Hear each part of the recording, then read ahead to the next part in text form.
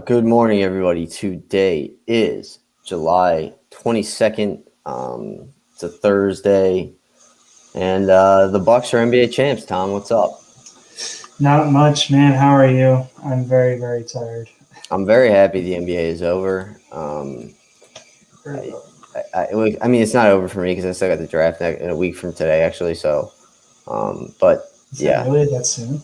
yeah, we'll talk more about Game 6 and everything. But like you probably don't remember, but when the Cavs won the 2016 championship, the fourth quarter of that game, was horrible. It was terrible basketball, and it was hard to watch. And I was fully invested in it. Game 6 was the most disgusting game of basketball I've ever watched in my life. I've never seen a more disgusting. It was disgusting. So we'll get into that. Suddenly, the U.S. Teams are just once again just not good. So that's good. We could talk forever about the Olympics, but that's going to be a disaster. And then, I don't know. We're going to do a preview of the AFC North today. We'll start with the AFC North, then we'll go NFC North, and then AFC East, NFC East, like that. Probably go into a pretty detailed preview of each division, just because it's kind of what we do. Tom will probably be able to help you guys out with some fantasy players, maybe, and we will be doing the over-unders on the records. I know we started that probably 3 months ago, but now a lot has changed. Tom said, Cam Akers is hurt and everything. But what you got something to say, Tom? No, I just said prayers up to Cam Akers and rip my fantasy again. Yeah, it's I saw it somewhere else too, but it is crazy how like that guy gets injured and it just all of a sudden, obviously you have your time, that sucks for him, blah, blah, blah. But then people just go straight to I'm sure someone probably tweeted at him, F you, dude, my fantasy season's over. And he's like, I have a torn Achilles. There's a chance I might never play football again. Yeah. And I was just going to say, people take it to the extreme all the time, but these are people and these are athletes who have careers and this is what they do for a living. It just sucks that there are people like that out there, and people can't seem to find the balance between what's important and what's trivial. Yeah. But yeah, it's crazy. I mean, I will say, we all know I'm not a big fantasy guy. Hopefully we do well this year. We'll keep you guys updated on that, of course, 'cause I know everyone really cares about our fantasy team.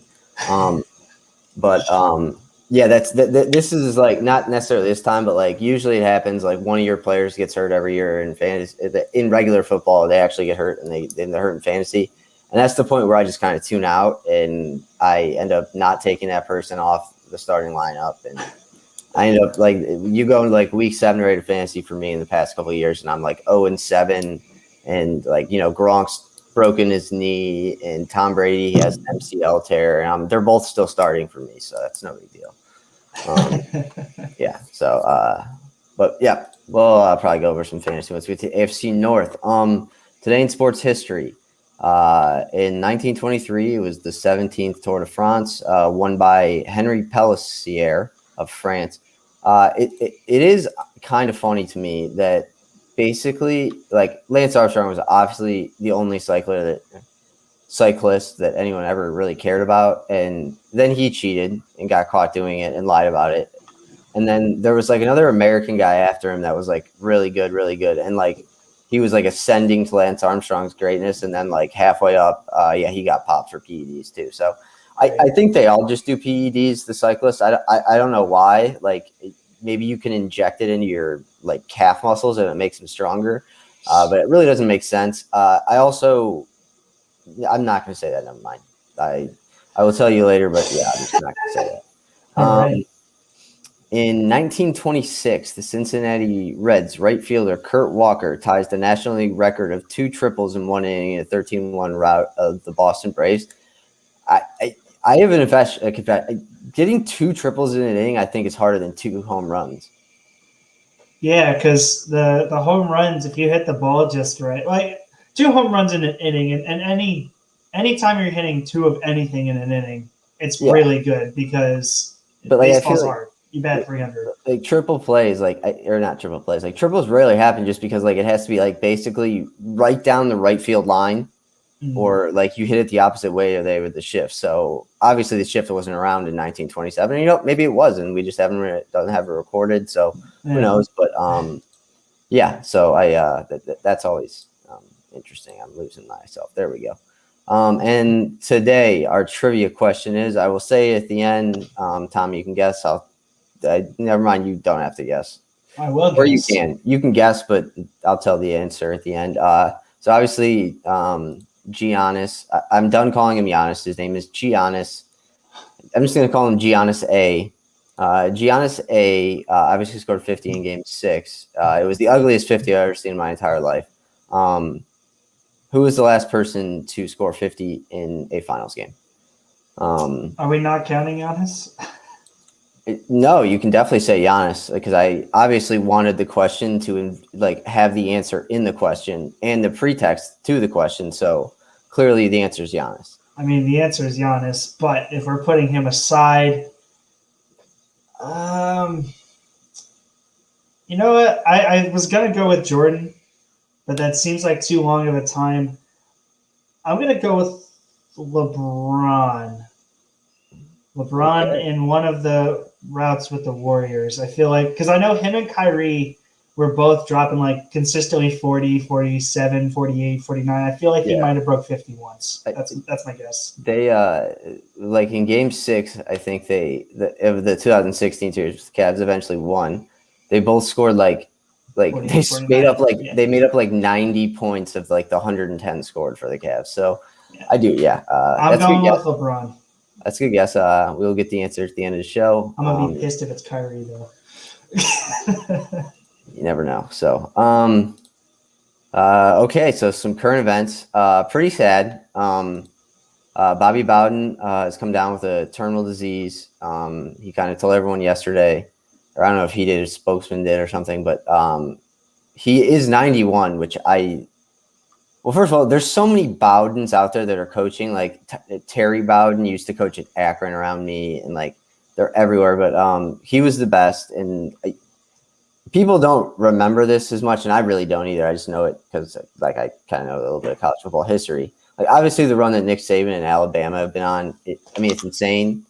But I believe from like the years 1985 to like 2000 when Bobby Bowden was at Florida State, like they finished inside the top 5, 14 out of the 15 years. And then they won, I think, 2 national championships, like 11 bowl games. So they were insane. But yeah, that stinks. Bobby Bowden's going to pass away. But he says he's at peace, so that's good. And then we have the Bucks winning the title. Tom, you can start. What were your thoughts? Again, I didn't watch any of it because I don't watch the NBA. I thought it was hilarious that now I'm thinking about who scored 50. I thought it was hilarious that after the game, Giannis was rolling around with his Larry O'Brien trophy and the was that the MVP or that's the Larry O'Brien for the actual trophy. Who's the MVP trophy? Not a clue. I don't know. I thought it was hilarious. He was driving around with it, went to Chick-fil-A and ordered the 50-piece. I don't like Giannis A. Everyone wants to talk about how historic this finals were. Any of the Cavs teams from 2014, 2018, even the ones without Kyrie, they would have killed. They would absolutely have destroyed either one of those teams. So I'm a little bit sick of it. Like, Giannis, yeah, dude, you scored because the rest of your team is god-awful, and Devin Booker couldn't make a shot. But still, he had 50. Like I said, the fourth quarter was – it's hard to describe. Like, I turned it off early anyways because I just didn't care anymore. I also have a confession to make. I have found the mute option on Twitter and Instagram. So here, let me just read to you what I have muted after the Bucks won. It's pretty interesting. So it's been a very happy couple of days for me because I just haven't seen anything about it, anything about their championship. But yeah, my muted words are hashtag fear the deer, 65,000, Bucks in 6, Bucks in 6 spelled out, Chris Paul, Giannis A, Drew Holiday, Chris Middleton, Middleton, Milwaukee Bucks, MVP, NBA championship in Wisconsin. And the accounts I have blocked, I blocked the Milwaukee Bucks, muted their account. So I've seen nothing on like Instagram or Twitter, and it's been awesome. Like, and it's been even more awesome to see that literally no one outside of the state of Wisconsin cares about this in the slightest. It's. I think that's just because the NBA as a whole took a hit in numbers this year. Yeah, I mean, I'm sure it was probably that way a little bit with Cleveland, but not as much because LeBron was kind of a global star at that point. But like, literally, no one cares. Like, if you went on ESPN.com yesterday, like, and say you just like had woke up from a coma, you had to like scroll down like to the third story to see that the Bucks won the NBA championship. So, I said it before. I mean, congrats to the Bucks. Like, they're still not the team to beat in the East. I don't understand how people keep saying that. Chris Middleton's going to be 30. Drew Holiday is going to be 32. PJ Tucker, God, I mean, I hope the guy retires. He's ugly. He's disgusting, and he's a terrible player. So I don't like anyone on the Bucks at all. I like Dante DiVincenzo, but other than that, the Bucks can just go away. And I got so back into the NBA, and I think I maybe said this on Tuesday's show, but I got back into the NBA because like Trae Young and Ja and these guys, young guys, and Devin Booker and the Suns, it was new teams, and the NBA failed once again to attract me to the sport again because the Bucks won. Like, no one cares. It was just, I don't really have anything else to say about it. My whole thing was like the Cavs are going to get Jalen Green, and then the Suns or Hawks were going to win. Neither of those things happened. I am having a complete writer's block about what to write for the Cavs at this point. I have absolutely nothing else to write. I mean, it's almost like I just wish we could. I wish I just slipped into a coma for the next week and woke up for the draft, because there's, other than like mock drafts, it's ridiculous to do. So, and I've avoided talking about the NBA until now. So, anything else you have? Giannis sucks. The Bucks suck. No one cares. I don't have anything to add. I really don't care for the NBA. I'll root for the Knicks, or a young player that I like rooting for. But other than that, like, I've never really been an NBA person. Yeah, and it's going to be very difficult to change my opinion on the NBA. Yeah, so I'm not going to try to. So I don't really care. The Seattle Kraken are new in the NHL. They had their little expansion draft last night. I didn't see any big names. I know they didn't sign Carey Price or draft Carey Price. I don't know who they drafted. The only reason they're on this is because I think the Seattle Kraken is sweet name. They have a cool logo too, I will say. I thought about picking up a shirt, and here, I'll see if I can pull one up. Yeah, like I feel like their colors are cool. It looks like a light blue, maybe, and an aqua. I don't know. Yeah, it's like a dark blue with an aqua and a little red like dot for the eye, and it's in the shape of an S. Yeah, it's weird. Like in the NHL, like the Vegas Knights came in like 5 years ago, and like then 4 years ago they won the cup, or they went to the conference finals. I thought they went to the finals as an expansion team, which is the first time ever. Yeah, whatever it was. Why is it still up? Because I pulled it up for you so you can see the logo. Oh, I don't want to see it anymore. I keep trying to get rid of it. I found the logo. I searched it myself. Oh, well, I was going to put it up so people can see. But yeah, so I guess the Kraken will probably win the Stanley Cup next year. I guess. I don't know what else to think about. Talk about hockey-wise. I don't know hockey whatsoever. I've literally never watched a full period of hockey.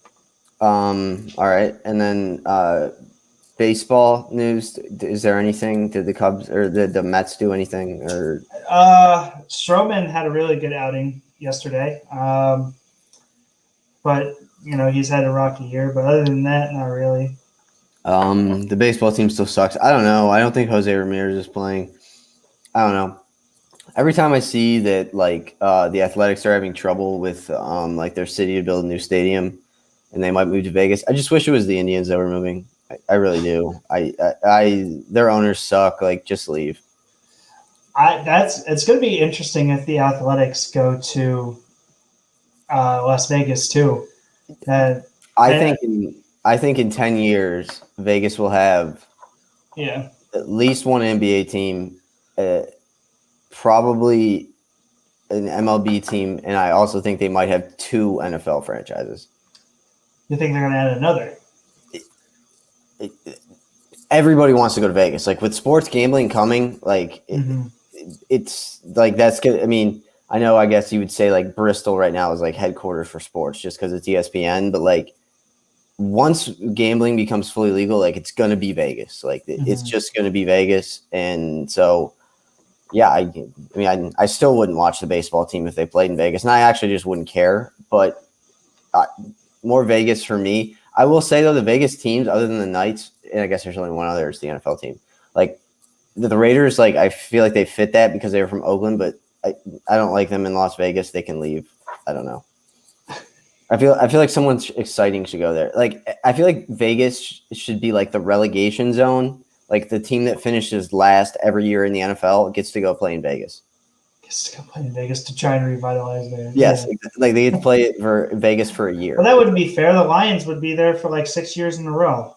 Well, you also but you also have to figure that. I mean, if you're the worst, you're getting at least one big draft pick, and like that. What I said actually makes sense now because I mean, then the number 1 pick is in Vegas. Like it's gonna get eyes. So, wow, I spun that all around in my own little circle and came back out on top of winner. I don't know how that happened. As long as you don't have anything else on. I really don't. And we're going to go to my other favorite person in the world. I don't understand why I'll say this first and then I'll get to the other thing. I don't know why people would go play for Dabo. I don't understand it.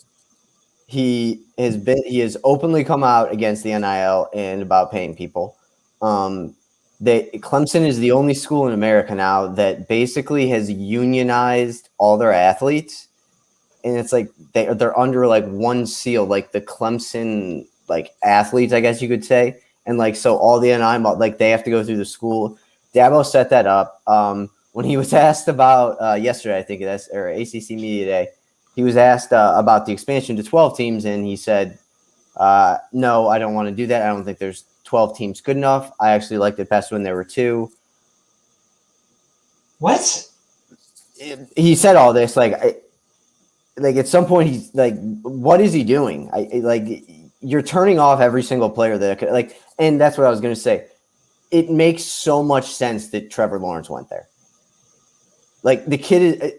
I don't think had Trevor Lawrence gone to like Penn State or Florida State or like not even like Oregon or like LSU or USC, I don't think he would have been very good. I honestly don't. He had to be in the perfect environment. Like he wanted to, just pray 23 and a half hours a day and play football the other half hour. It doesn't surprise me that he went there. Like Justin Fields would not be good at Clemson. Like he just gets these like little like weird altar boys and they play quarterback and they're good, which I don't think DJ Ukulele is that. So, I mean, he's good, but like also, I mean, they had one of the better corners in the ACC last year and they just kicked him off the team. Like, so I have no idea what Dabo is doing. Also, I'm all for it though, because it's going to be so awesome when like just watching them get drilled by millions and millions and millions and trillions of dollars of like cheating in the 2000s to the 2015, just paying recruits. Like they're just going to have a downfall. And you know what they should do? If Dabo wants to get my respect ever again, once they get the allegations, he'll go to that stupid little hill in their Death Valley 2 and he'll just, he'll put like, I don't know, like some shorts on, shirt off, just roll down the hill. Just roll down your hill by yourself, Dabo. have someone film it and say, I failed. And then, hey, then you can just go be like the special offensive assistant at Alabama. So, well, you got it all figured out, I guess. It's just you have to like. Why would anyone want to go play there? Like the coaches. I mean, it's turning into, and I like now that Trevor Lawrence, because it feels like Clemson's been good. It feels like Trevor Lawrence was there forever, even though he was really only there for 3 years because they were so relevant. I lost my train of thought. I don't know where you were going with it, so I couldn't help. But like, yeah, just yeah, it's like it's almost like the Patriots now. Like now that Trevor Lawrence is gone, like why do you want to go to Clemson? Like, yeah, they have Ugalele, but he's not like this super prospect that Lawrence was. Like, you can't like basically have a good time. Like like I said, they basically unionized their athletes. He doesn't want college football playoff expansion. Like. He is just against everything that everyone else is for. And now that I say that, I'm almost confusing myself. And I almost want to be like, great move, Dabo, because just go against the grain. So, but he's an idiot, and I can't wait until he gets destroyed. Oh, yeah. And then I don't know if this was Nick Saban, like just Nick Sabaning, but it really didn't seem like Nick Saban being Nick Saban. But he was like, yeah, the NIL is going to be huge. He's talking about it, whatever. He's like, yeah, our quarterback's already approaching 7 figures from NIL numbers. And this is where it starts to get to the point where, yes, does the NIL is great. Like, it's awesome. They get to, like, I think it's the best. It's the only way to do it. And I think it's the best way to do it because you let these, like, the smaller, not smaller athletes, but not as big in the big time sports, and they get to make money off it. But this is just like everything else in college football and college basketball. This is going to turn into blue bloods are going to even separate themselves further from it. Like if you're choosing between, I don't know, like Virginia, somehow if it came down like Virginia Tech and like Ohio State. Like you were like dead set on the middle, whatever. Like Ohio State's going to take it over because you're going to make probably $10 million if you stay there for 3 years. Yeah, or the scales could tip a little bit further if like Virginia has like, oh, everyone here in Virginia Tech and surrounding Virginia Tech. Whatever. Sorry, everyone. I don't know what happened. You were just staring at a ghost that ran across your screen. I don't know. No, my computer lagged a little bit, so I was like, what the hell? Yeah, Virginia Tech would be like, yeah, everyone around you. I deal with that every time with my laptop. I think you can be okay. I know. It just caught me off guard because I don't like everyone around Virginia Tech is going to pay you, and you're going to get every endorsement deal as our quarterback. Like, that might be enough because, this is also a publicity thing. Yeah, you're trying to make yourself known and make yourself a name so that you could go to the league. Yes, the traditionally Alabama quarterback, Clemson quarterback, and Ohio State quarterback are all known because of the screen time that they get and the fact that they play for the biggest countries. If you can go out, though, and play well for Virginia Tech and then have this extensive list of marketing deals and show that you know how to like market yourself and manage your brand, that can impress NFL teams too. And you might be able to get a shot going to the league solely based off of your marketing deals.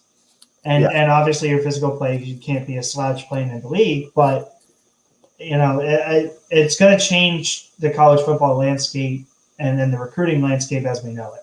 Oh, I like right now it's great, but like 2 or 3 years down the line, I mean, it's going to be Ohio State, Clemson, Duke for basketball, North Carolina for basketball, UCLA for basketball. Like this is, it's like I said, I think it's the only way to do it because you can't salary players, or you shouldn't, because that would turn into a whole mess.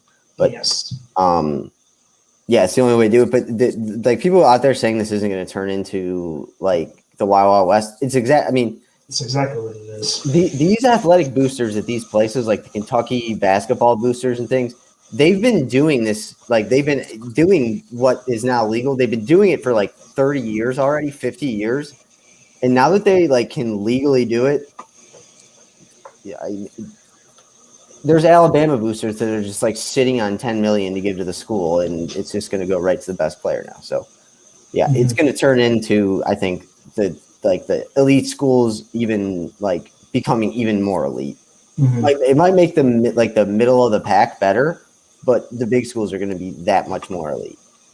Right. And then so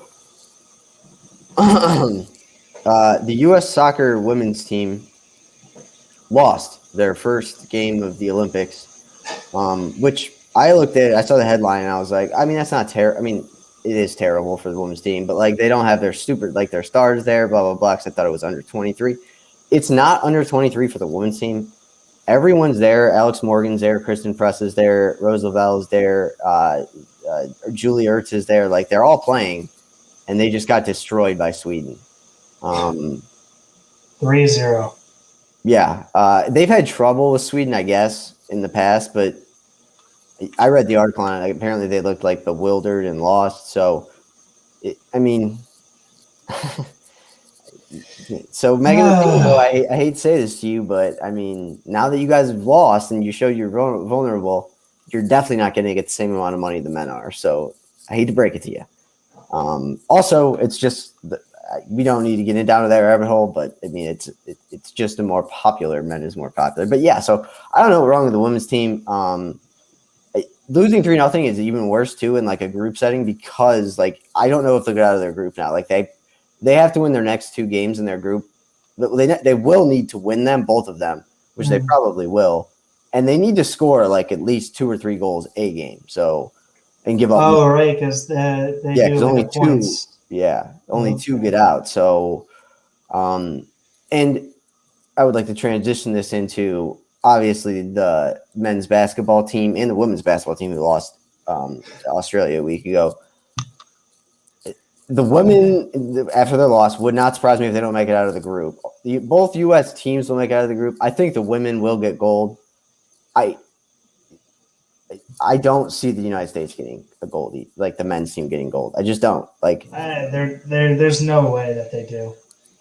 And I said this during the Bucks game where I tweeted or something, but I was like, and people got mad at me because they thought it was just about Giannis A. And the tweet was, but like it involves the rest of the NBA players. Like when Giannis A used to got the ball in the paint in the finals, like the whistles blew immediately before anyone even touched him. And you understand that whatever, you don't want players to get hurt, so you get that. In like international competition, like I don't know, like. I bet you New Zealand has a guy that is just way bigger than Giannis and like probably isn't good. I mean, they're just going to beat the hell out of him. That's exactly what I would do. Like, I don't understand why I don't want to go back to finals, but Frank Kaminsky played great minutes in game 6. Like, he should have been playing like, and yes, Giannis A made his free throws in game 6, but like, I just don't understand why when he just storms right at you at full speed, why you just don't stand still and get run over. Like, oh, like it's stupid. But I really don't like the U.S. It's already been said about the U.S. men's team that they've been looking for calls that they're not getting. Yeah, so I mean, and of course, I saw like a preview. They're doing another Dream Team somewhat documentary. I think there's like 78 of them out there at this point. I don't know why they do them. But like it kind of compared to this year's team, they're terrible, so that's good. And they invited JaVale McGee, which I don't know why. I really don't know why. I see here that you had Christian Wood. I'm assuming that's Christian Wood. Even there's a better option than Christian Wood. I mean, Julius Randle was looking to join the team, and he physically wanted to be on the team. He would have fit in perfectly with the system they were running. I like Julius Randle. He would have been fine offensively, but they don't need any more offense. Like their problem is not offense. So in a perfect world, Clint Capella's from Switzerland, so you can't pick him. Andre Drummond would be the perfect center for them. A guy that just literally rebounds and plays defense. So, they're weird. I don't and that's what makes the JaVale McGee pick even that much doesn't make sense. It's because McGee is the worst of the NBA centers that like that exact trait that I talked about. Like, he barely fits the mold. Bring us on Whiteside. Like I don't know. So they'll probably lose. Who knows?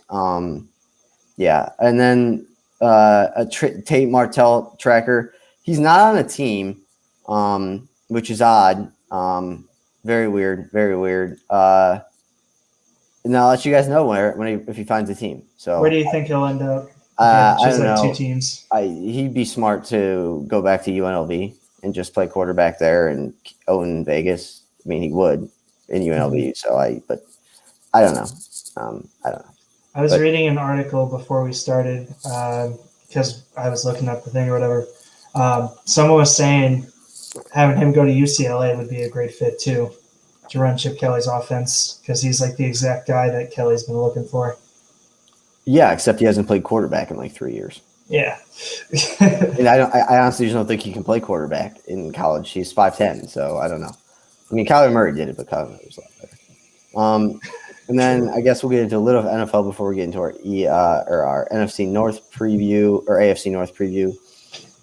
I don't think anything's changed on either camp for me. I am leaning more strongly towards that. I don't think he'll play. I don't think Aaron Rodgers will play. Or and I hope this happens. It would be such an incredible thing for the whole state of Wisconsin if like they had their parade next week, and on that day of the parade, they traded Aaron Rodgers to the Denver Broncos for a future 3rd round pick. So, yeah, and I don't know. I'm scrolling through. I don't know if we talked about it at all or whatever. Fred Warner got the highest paid linebacker deal yesterday, signing a 5-year, $95 million extension. I like him, so that's he's good. But apparently, from I think it's Rappaport is where I saw it. Darius Leonard on the Colts is working on a deal that's roughly $19 a year for a linebacker, which is a lot. And then something I'm surprised that you didn't want to, or you didn't bring up, and I'm not sure if you wanted to or not. Apparently there was like a lot of reports. Maybe you can expand on it a little more. Texas and Oklahoma looking to move out of the Big 12 and move to the SEC. I saw that. I have a really hard time believing that that's not something cooked up at media days. Well, the only way that happens is if you just go to like 2 or 3 super conferences. So then you're basically the only way I can see that happening is if like the Big 12 combines with the SEC. You do all ACC and like the rest of the pop, and then like the Big 10 and I don't know the Pac-12. But I don't understand why Oklahoma and Texas would want to join the SEC. It doesn't make a lot of sense because I feel like all the guys that sign with Oklahoma and Texas, and Oklahoma has been good lately and they've got recruits, Texas not so much, but they're usually either from like the middle of America or Texas. And if they do get the Southern guys, like the guys out of Georgia and Florida, and like they just don't want to play in the SEC, or they would not prefer to play in the SEC. So it's very weird. This is a movement that's going to keep picking up momentum. It oddly enough, a lot of it comes from North Dakota State. They're really pushing to get into Division I. But their problem is they would fit best in like I can't remember what it's called, like Boise State's conference or like the Mountain West. I mean, in a perfect world, they would be a MAC school. They would be a great they would fit in seamlessly with the MAC. But they're pushing that, and then with the expansion coming to the playoffs, it almost makes more sense to have less leagues because then you have like if you're going to give away 5 or 6 spots to league winners, that narrows down your at-larges, which what I think would be the best part of the college football expansion. But no, this is something that's not going to go away. It's going to be coming for a while, in my opinion. but yeah, like I said, I just don't know why Oklahoma and Texas would want to join the SEC and then have to recruit against those teams. Like like I said, I think one of their biggest like selling points to guys is we're not Alabama and we're not like Auburn. So yeah, you're getting to play premium competition in a premium setting where you'll get noticed without having to play against Alabama and Auburn, all those that you know and love. Yeah, so I saw it at the end of the day yesterday, and a lot of the reasoning behind it is, I think as well, is Texas A&M somehow has fit seamlessly into the SEC. I thought it was going to be tougher for them because other than Arkansas, nothing's really close. But they're an SEC team. Also, I don't think Texas would ever switch conferences. I mean, if you haven't noticed over the past 30, 40 years, it's the Big 12 conference, but it's really the Texas conference. Like, I know the whole thing about horns down. I think we talked about it last show. Like, that wasn't even brought on by Texas. Like they had, like, Ellinger said some stuff last year and Herman said some stuff last year, but that was the conference, like, coming down and being like, no, we're going to protect Texas. So I don't know why Texas would want to leave their kings there. So but yeah, I don't know. And then did you ask something else? No, that was it. I just was looking. And I will also say that I think I'm out on Xavier Howard. It's to the Browns or in general? I mean, not in general. I mean, I guess he doesn't play this year, but yeah, I mean, if it really would take only Greedy Williams and like a second and fourth, yeah, I would still do it. Like if it came that offer, but I just think you're getting too close to the season, and I mean, Greg Newsome is probably going to fit right in there if Greedy Williams isn't healthy. So yeah, I don't know. We'll see. I mean, who knows? Xavier Howard and who's the Patriots corner? Stephon Gilmore could end up on the same team. So who knows? It could. All right, let's get into our AFC North preview. All right, Tom, I'll let you start out. What are you thinking of seeing about through the AFC North this year? You said, what am I looking for out of each team? What do you think? Not out of each team, but overall, like, what do you think of the division? I think it's one of the stronger divisions in football. If you look at it as a whole, because you can realistically see three teams competing for the playoff spot and potentially getting a wild card spot. But even then, like the team that I was thinking would be left out would be the Bengals. But Joe Burrow comes back healthy, they could look just as good as some of the other teams, I would say. Obviously, I'm a little down on the Steelers just because of all the change that's happened on that line and the defense. And they lost Bud Dupree on their defense, which I think really hurts them. So that's the reason for their drop in stock. But overall, I think it's one of the stronger divisions in football and going to be one of the more interesting ones to follow. All right, real quick on the NFL, just 2 seconds. I just found out that we can bet on archery and other Olympic sports right now, so we will be adding that in. We'll be adding that in for the rest of the shows going forward because I want to bet on. Oh my God, these archers! They're Tanya Ting. Tanya Ting going on. No, but her first name is TAN, and then her last name is YA-TING.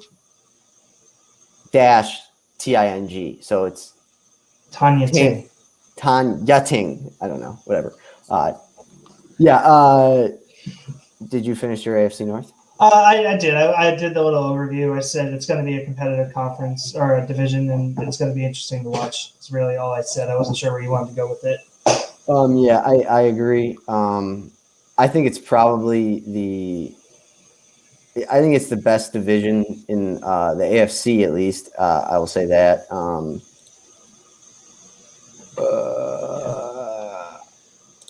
If there's one team that's going to fall behind, one team that's going to fall behind, I think it is the Bengals. But I think it's weird because as a Browns fan, like I can't remember. Well, I know for a fact it's never happened. Like going into a season being like, we're probably going to be better than the Steelers. But at the same time, the Steelers they made some moves this offseason that I just really didn't understand. I'm never going to feel bad for Pittsburgh, but them hitting like the end of their peak right now and it basically beginning for the rest of the AFC North, they don't usually fire coaches, and Tomlin, I don't think would get fired in 10 years. And I think he would resign, but 10 years from now, or the next, I would say that over the next 5 years, the bleakest outlook is the Steelers. And that mainly, the bleakness for me mainly comes from the fact that they don't have a quarterback lined up behind Roethlisberger, because he's a guy that's only playing 2 more years max. Yeah, I mean, I honestly think he's probably. I think this is his last year. I think it always has to be. I just don't know how much he can keep going. It doesn't. I mean, hopefully he has Najee Harris. I agree, but all right. Let's get a little bit into it. I'm trying to find the win totals. I don't know why I can't right now. It's not on my bookie. Hold on. Sure. But it's going to be a tight race. What about so give me a player that you should. We're just going to talk when we go, unless we say it's a dynasty league or keeper league, we're just going to say it's regular fantasy. Mm-hmm. Like from each team, who do you think's one person that everyone should at least be paying attention to, or looking to pick up at some point, and one person who you think is going to disappoint from each team, fantasy-wise? Sure. So for redraft leagues, I'll start with Baltimore, and I'll go down from there. With the Ravens, one guy that I think is going to disappoint in all formats, and someone that I'm avoiding in every type of league, Hollywood Brown. I know he just disappointed, and it's hard to say, he's going to disappoint even more than he did last year. I think with the arrival of Rashad Bateman, there's just going to be no room for him. I think that his numbers will be about the same. It'll just look a lot more disappointing because I think his targets are going to go through the floor. I also think it's kind of a make or break year for him, wise, because I think they're finally going to be able to put him in the slot like full time mostly. And I don't know how good he is going to be in the slot, but it seems like with Bateman on the outside and then Sammy Watkins on the other outside, I would think they would be able to put him. And that's where he should thrive potentially, because that's where he played in college. And I agree. If I were to give a disappointing player on the Steelers, I think it's going to be Lamar Jackson again. I want to say he's going to get better, but there's nothing in his form or any of the numbers he's put up over the last couple of years that suggests that. Let's be honest, they did draft Rashad Bateman and they got Sammy Watkins. They didn't get Calvin Johnson or anything. I just don't understand how these guys are going to elevate Lamar Jackson's game. So I'm more down on Jackson as a person than a fantasy guy, but I just figured I'd just throw that in there. So you can go ahead. Keep going. Well, and then for the player to watch, taking into consideration those thoughts that you had on Jackson and the fact that he really hasn't changed unless we don't know something, because they aren't allowing the press to record the throwing sessions. I think it's going to be the same Ravens offense where they're going to run the ball a crap ton, and that means J.K. Dobbins is the player to watch because he has been talked about by Harbaugh, saying that he has the potential to play all 3 downs because he's a great pass protector, he's a good runner, he's got good vision, and he can catch the ball. So I think it'll be a split backfield, though, just to try and preserve Dobbins a little bit between him and Gus Edwards. That's what I was going to say, though. Like, I do think J.K. Dobbins will take the majority of the carries. I do think more of a B, one person back, but Baltimore also has. You just said his name. What's his name? Gus Edwards. Gus Edwards. They have him. They're giving him $5 million each year for the next 2 years. Yeah, and for a running back, though, when you have guys like, I don't know the numbers off the top of my head, they're going to utilize Edwards, but I think it's more an insurance policy almost, where he's a serviceable backup. He can step in while Dobbins is hurt, and he's going to give him some relief mid-game to let Dobbins come and catch his breath and get some water and everything. I think that we're going to see Dobbins, like you said, take the majority of the carries. I'd estimate probably 60, 65%, but that could jump up to even 75% of the carries because he's not a big back like Derrick Henry, but like he's big enough where he can be a goal line back if he needs to. I actually agree with you. I just saw someone say that on Twitter, I think yesterday. But yeah, no, I agree with that. So how about let's go on to, you can go whoever you want to next. I was just going down in alphabetical order by city, so I think Cleveland is next, and then Cincy and Pittsburgh. I'll let you start with your Browns, unless you want me to, I don't really have anything fantasy-wise. I'm just going to go off of you. Sure. So then fantasy-wise, if you're looking for someone to disappoint, this is all dependent on injuries and everything, obviously, but I could see either Odell or Landry having a down year solely because I think Rashard Higgins is going to play a bigger role, and the fact that they're going to start using the tight ends a little more just in the passing game itself. So I feel like either Odell or Landry will have a down-ish year should everyone be healthy, because Landry, I think, had a good target percentage last year, partially because Odell was out.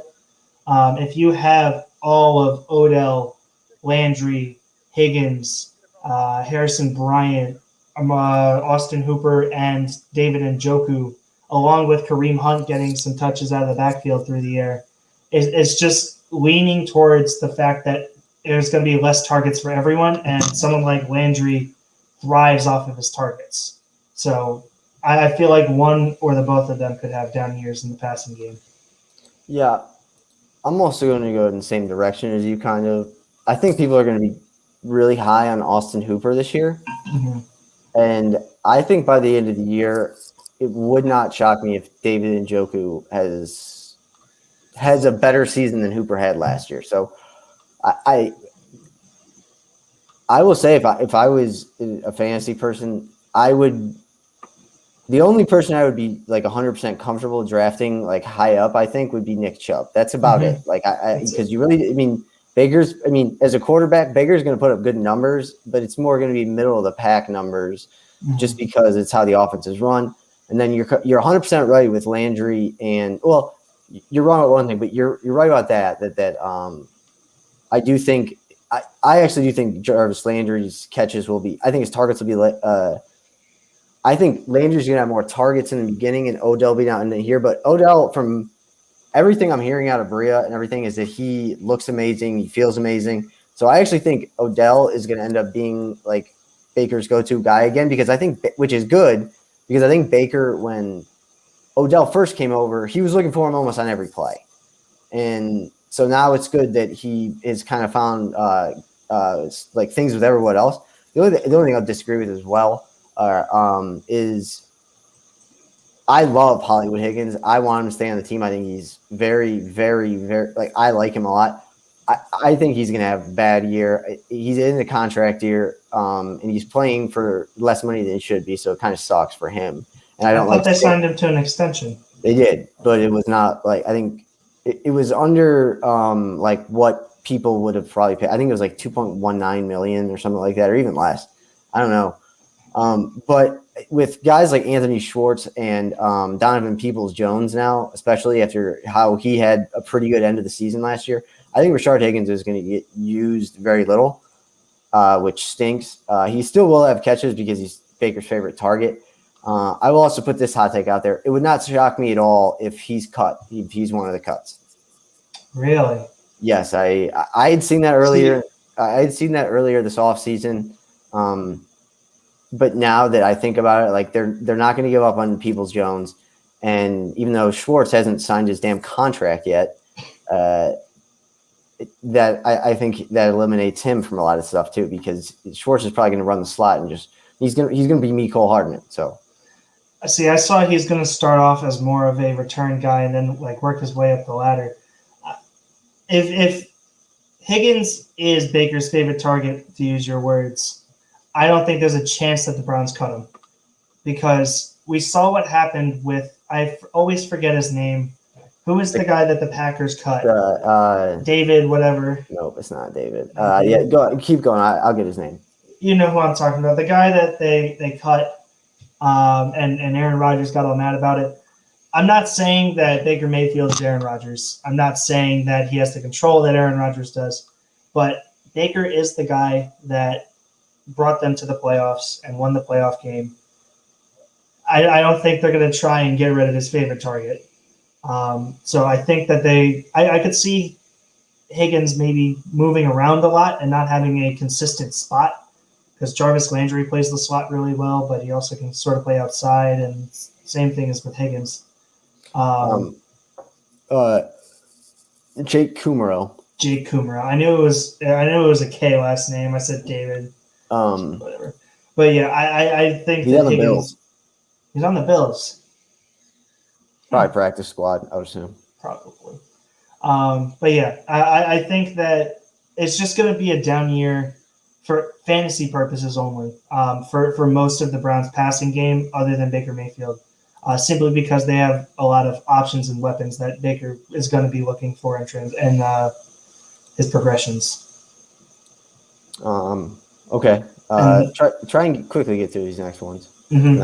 I have some just regular, like actual fantasy questions. Sure. So then for the stud player, it's easy to say Nick Chubb, but I'm actually going to go the other way and go with Kareem Hunt. He's a guy that you can get later and for less of the price that you would get for Nick Chubb, but he should still see some time rushing, and he will get PPR points. So he's a guy that I love for fantasy this year. I mean, we saw it a little bit at the end with Chubb last year, a little bit, especially in that playoff game where he took the screen to the house. Mm-hmm. I think they're going to try to maybe incorporate him more, but Kareem Hunt's he's just more of a natural receiver out of the backfield than anything. And, and it's kind of a tell, or at least hopefully it's not, it might be a tell. I mean, usually when they have Nick Chubb in and they're in either shotgun or under center or whatever, but it's a passing down, 90% of the time Nick Chubb's going to stay in simply because he's the best blocking running back in the NFL from PFF. Mm-hmm. But yeah, I agree with Kareem Hunt. Yeah, I like that. So moving to Cincinnati, unless you have anything else about the Browns. No. Okay. Good. Moving over to Cincinnati, most disappointing player.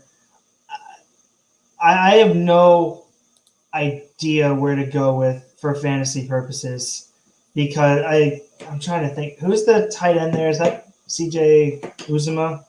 Yeah. And he'll be fine. In all honesty, I think it has to be Tyler Boyd. I was just about to say, because that's one of the only names I can think of on the offense other than, I think it has to be Tyler Boyd. It has to be. Yeah. Because he is going higher than a lot of guys. I think I see him going around the same time as Kareem Hunt. 6th round, 5th, 6th, 7th round, somewhere in there. He not only is going to be the one and getting the coverage that the one is at the beginning of the season, but he now has competition with Higgins, who will be playing a bigger part, according to Zach Taylor. Will be playing a bigger part in the offense. A huge part is actually the quote that he used. And you're now competing with Jamar Chase, who Burrow is going to be looking for basically every time. And I was going to go with Joe Mixon, but without Giovanni Bernard, this is the most that we're going to see from Joe Mixon in his career, because he's always had Bernard there, always taking away touches and everything. We will be seeing Joe Mixon a ton this year, and that in the running back landscape makes him even more valuable than he already was. Okay. So he's the guy that I would look to watch this year over a guy like Higgins, even though I really like him and everything. Just the fact that there's so many weapons again, I would go with Mixon out of the backfield to look at. Okay. Yeah, I've seen that. I think I don't know if it was Zach or I don't know. They did an article on Mixon. I don't know what it was. I don't know what it concluded, but they did. When they do their fantasy outlook, I'm like, I want to know what this is, but I know that if I look at it, I have no idea. So, right. And then to clean up with Pittsburgh, guy to look for. I mean, our most disappointing is going to be, I would say, Eric Ebron, because not only is he competing with all of the receivers for receptions and targets, I really do believe in Pat Freiermuth, the tight end out of Penn State that they drafted. I think he's going to start by the end of the season. So not only is he competing for receptions and targets, he's also competing for playing time from day one. And then the guy to look for, you can say Claypool, you can say Deontay Johnson. I think it has to be Najee Harris. He's the starting running back on a team that always runs the ball and is always really productive with the running back running the ball. So saying anyone else to me, like I would understand one of the receivers because of how pass heavy they were last year, but that offense is going to be no more with Najee Harris in the backfield. I agree. I will say most disappointing. I won't go with Ebron. I'll go in the same direction. I'll say Juju.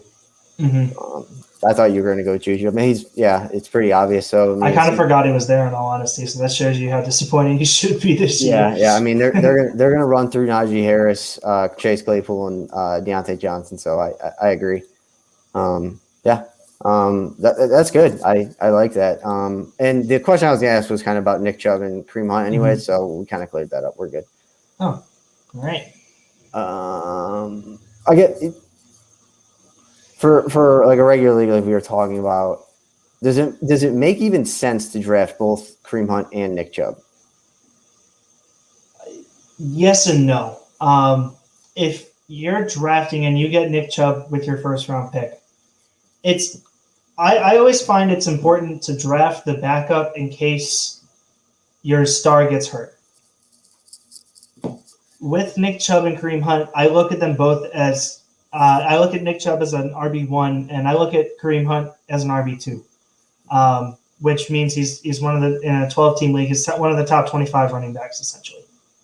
And with that specific scenario, I would 100% draft them both because we saw what happened to Kareem Hunt when Nick Chubb was hurt. He was playing as a top 5 running back for fantasy purposes.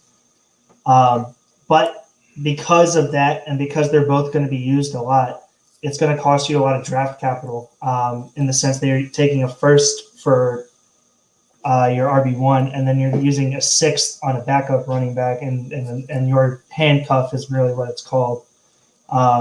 But with that specific scenario, I would say yes. I would draft both of them, even though you're putting a lot of your eggs in one basket by having both of them running backs on the Browns. All right, we're going to kind of keep going with this individual player thing, and then we'll obviously get into the team. Mm-hmm. The award races around the league. Anyone, I guess, defensive player of the year, MVP, I guess that's pretty much it. Mm-hmm. Any thoughts on that? I would say Myles Garrett and TJ Watt mm-hmm. for defensive player of the year. Those would be my two to look at as well. Yeah, and then I would think the only person that would be able to be up there in the MVP would have to be Lamar Jackson, and that means they have a really good year. And I don't think they're going to have a very good year. So the only other guy that you could say like, oh, he's the MVP, this is a very small percentage chance of happening. I know that Baker could also explode like this, and the Browns could exceed expectation, but the expectation on the Browns is so high. If the Bengals go out, win 14 games, 14-3, even 13 games, you go 13-4 or whatever it is. and they win the division, go to the playoffs, and make a deepish run, I could see Joe Burrow being in the MVP race. Yeah, okay. Should he come back? He'll also probably win Comeback Player of the Year if that happens. And then if you're looking for another award, Najee Harris and Jamar Chase for Rookie of the Year, I think, are the two leading favorites as of right now. Okay, and then this is kind of bounces right off that. I'm going to skip the top 10 players in the division. I think we should do our own top 50 players throughout the league at some point, maybe after we do this. But so I'll skip the top 10 players in that. But obviously, then you have two of the. I guess Najee Harris wasn't a high pick, but he was one of the better players in the draft. Who do you think has more of an immediate impact, Najee Harris or Jamar Chase? I don't know why I could think of his name. I'm going to go with Najee Harris strictly because that backfield is his backfield. There's no one else really competing for his touches. I know Kalen Ballage is battling with like Anthony McFarland Jr. and someone else for the backup spot. But they're going into training camp and they're looking at this season with Najee Harris as the starting running back. With Jamar Chase, there's no doubt he's going to be starting, just like Harris. But you also have T. Higgins and Tyler Boyd competing for targets. It's not like he's going to be the streamlined guy for Burrow, if that makes sense. Yeah, I got you. So I'm going to go with Najee Harris as the bigger impact player there. All right, well, time to get to the teams, it looks like. So I have the schedules up. I also have the win totals. So we'll do win totals, and then we'll do win totals, and then we'll do order of like how they finished in the division. So I'm looking at win totals. Who's the highest? Okay. We got Baltimore at 11 wins. Let me pull up their schedule if you want it. Baltimore is at 11, though. They're at 11. I'm also pulling up their schedule. Just at a quick glance, I would say I'm going to go under. I don't. The fact that they have to play the AFC West, where they have to play the Chiefs, the Chargers, I guess did they play? Oh yeah, the Raiders and the Broncos. Having to play the Chiefs and Chargers, I think, is difficult. And then the NFC team that they have, or the NFC division they have to play, I think is the. Oh, I have no idea. Yeah, I'm gonna go under. Just at a quick glance, they look like they should win a lot of games early in the season and then have a much tougher schedule down the road. And that tends to not bode well for teams.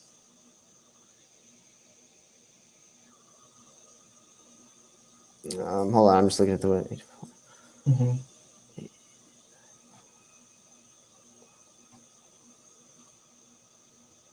Yeah, having to play the Rams, the Packers, Chargers, Chiefs, Saints week 1. Anything could happen with that game. I'm gonna go under as well. I'm gonna go under as well. I think it's gonna push though. I think they'll win 11 games. But I'll just say under for now. Yeah. 11 games, 10 games is right around where they should be. Absolutely. Okay. Hold on, let me find it again. Who's next? The Browns, 9.5. Pull up their schedule. Yeah, of course.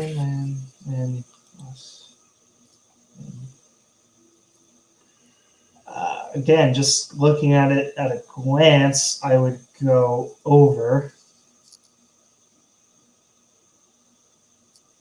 Yeah, I'm going to go over for them. Because, again, they have early schedule. They have some teams that should be easy-ish to beat. but then they have the second place schedule. Or actually, they had the third place schedule, right? Because the Ravens finished higher than them. So instead of having to play the Rams, they play the Cardinals, which is a bonus. They get to play the Lions late season, which is nice. The Raiders late season, which is nice. Having to play the Packers kind of sucks. But yeah, I'm gonna go over with that. I agree. I'm gonna go over as well. I think 9.5 is pretty low. 9.5 is pretty low. I have them right around the Steelers at 11. Actually, I probably would have them over the Steelers. I have them winning 11 or 12 right now. But obviously, I'll give out my prediction. Or we can give out win total or like win and loss predictions when we're done. Okay. Next is the it's gotta be Pittsburgh. Yeah, 8.5 for the Steelers. 8.5. Yes. Hold on. Yeah, these were updated in July too, so they're pretty new. Wow, they must have a tough schedule. 8.5. Yeah. Okay. I'm pulling up their schedule right now.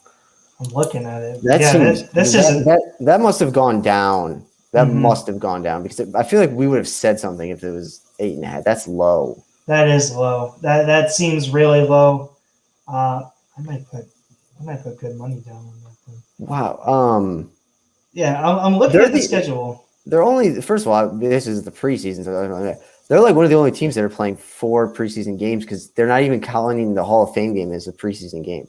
Yeah, so that's weird. They're playing Cowboys, Eagles as a free win, the Lions as a free win, the Panthers should win. They play the Bills, which is tough. The Raiders is pretty good. Probably should sweep the Bengals. They'll lose to the Packers. Broncos, Seahawks, Lions, Chargers. Titan. I'm going over just strictly off the fact that they should probably sweep the Bengals and then split with the other 2. That gives them 4 wins right there. Yeah, I'm going to go over as well. I'm looking them around 9 or 10 wins, I think. Yeah. Because, wait, did they play the Lions twice? They play the Lions twice. No, they don't. Unless that's preseason. It's got to be the preseason. Yeah, no, they play the Lions in the preseason. They only play them once. Okay. They play them. Okay. They play them in week 10. Okay. I go over too, but yeah, 8.5 is really low. That seems really low. That must have changed since something must have come out of camp. Yeah, that's weird. Okay, and then Cincinnati. These are always the fun ones because I feel like you look at this and then you pull up their schedule and like right away you're like, okay. Oh, they play the Bucks and then Washington, and I guess that's preseason. So they're over until 6.5. 6.5. That almost seems high. The Vikings, the Bears, the Steelers, the Jaguars. Wow, and they ought to play the Packers too. Hey, they play the Jets. They play the Jets on Halloween. That is going to be a scary game. Oh my God, they have to play the Niners and the Chiefs. Yeah, wow, that's a tough schedule. That is a really tough schedule. I feel bad for them. I'm going under.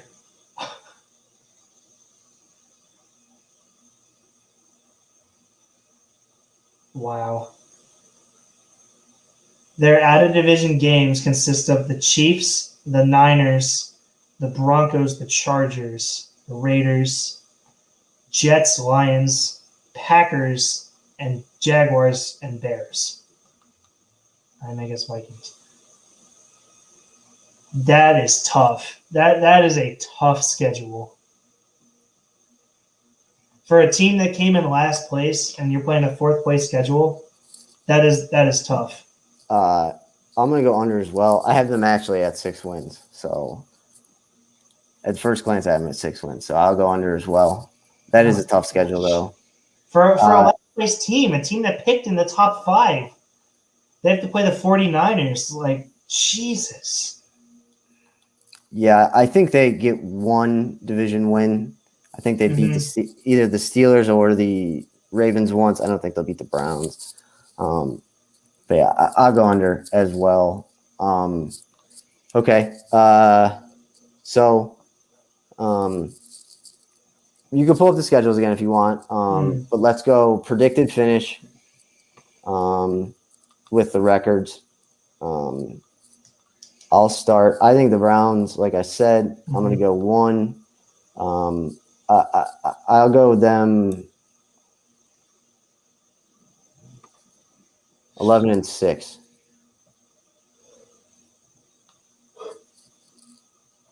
I also have the Browns at 1. I gave them 12-5. So there's probably one game that you and I had flipped.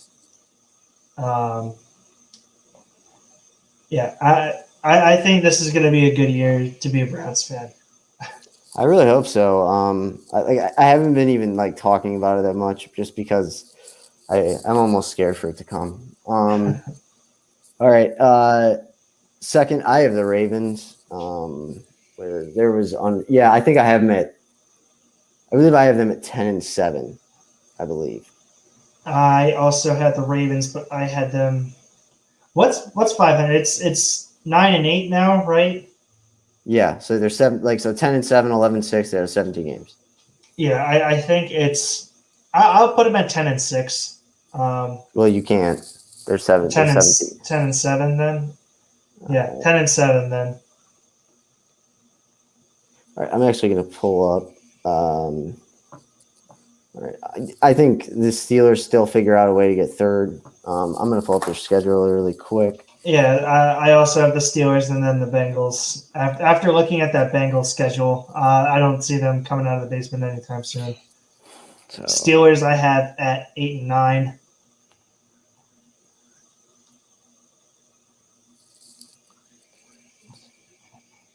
I think let me recount.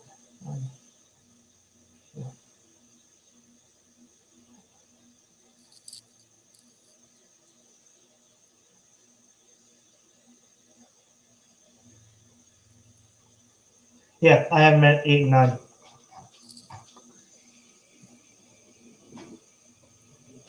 And then the Bengals. What did I have them at? I said under the 6.5 wins, right? Hold on, I'm counting real quick. Mm-hmm. Yeah, I think I have them at. I'll put them at 9-8. Is that what you said? I said 8-9. All right. Yeah, it's somewhere in between there, I think. Yeah. And now I just have to pull up the Bengals. I'm re-looking at this schedule, and I feel so bad for the Bengals. Okay, they open with Minnesota. That's probably a loss.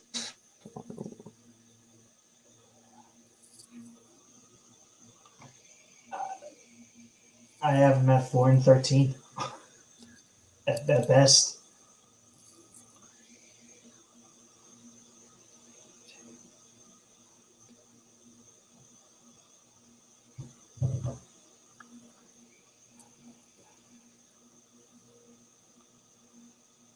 Yeah.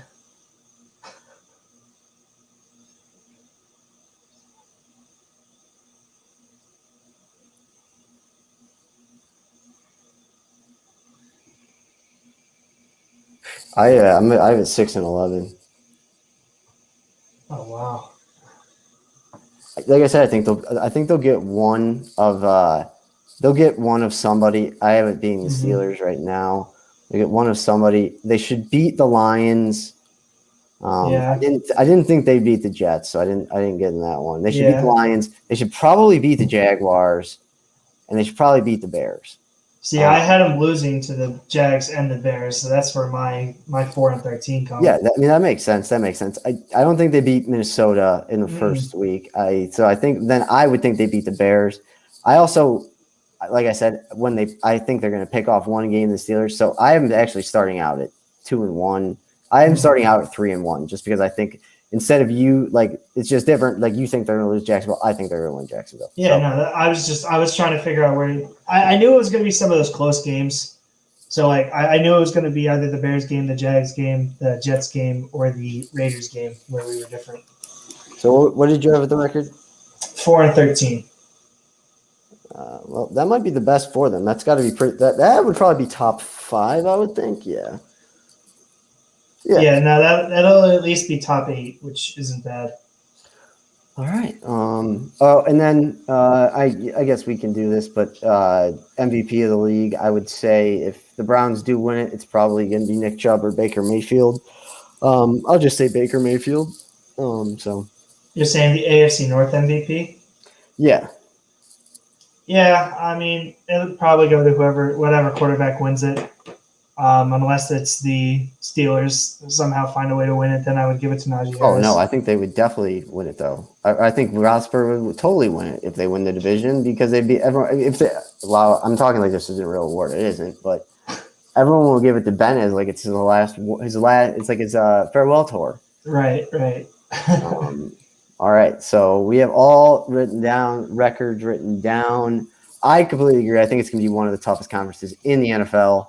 I just hope that the Browns are ready for it. And you say it every year going into a big year, but they can't have injuries this year. So that's all I'm. So that's all I've got on the AFC North. I think we'll probably do the AFC or the NFC North on next week, first show next week, and then we'll probably do AFC East Thursday, and we'll split time between that. We'll do AFC East, and then we'll also do like a little mock NBA draft right before the draft on. We also are probably going to have John Zagul next week once he checks me his schedule. I did say the guest. So, all right, well then, just everyone know that we'll get through all the divisions when we get through all the divisions. There's still a little bit of time to go for the season start, but so we both have the Browns winning the division. All the records look pretty right. I think it'd just be a weird season with Pittsburgh not being. I don't think. Yeah, not being a powerhouse. It's gonna be a first. Everyone, I think the USA plays somebody this weekend in soccer in the Gold Cup.